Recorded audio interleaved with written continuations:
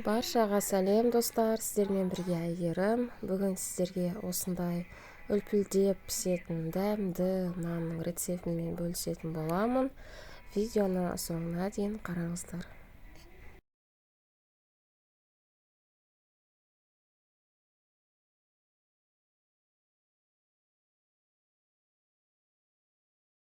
Ең алдымен бізге жылы сүт қажет. Оған аздап құмшекер салып, араластырып, ашытқымызды салып, бетін жауып 15 минутқа қалдырасыздар.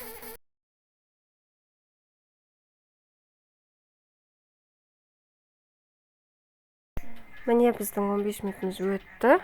Ашытқымыз көтеріліп, осылай реакцияға түседі. Және де осының үстіне мен жылы су қосамын.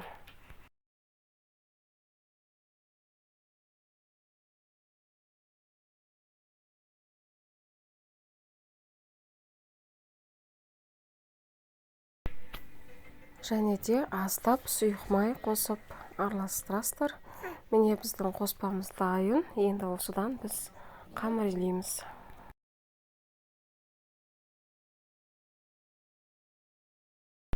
Қамырымызды жұмсақ қып илейміз. Себебі қатты қып илеп қойсаңыздар, нанымыз жұмсақ болып шықпай қалады.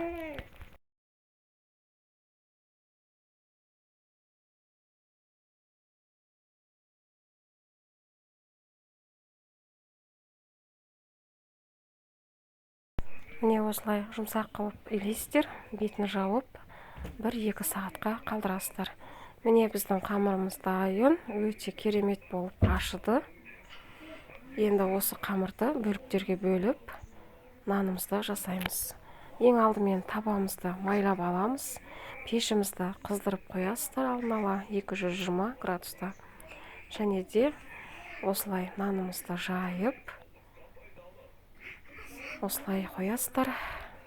Бетіне жұмыртқа жағып, күнжіт сепсеңіздер, тіптен керемет болады.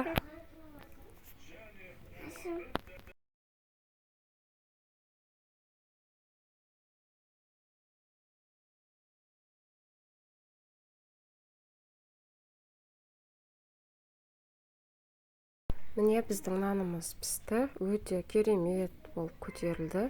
Сіздер де жасап көріңіздер. Видеом ұнаған болса, каналыма жазылуды ұмытпаңыздар.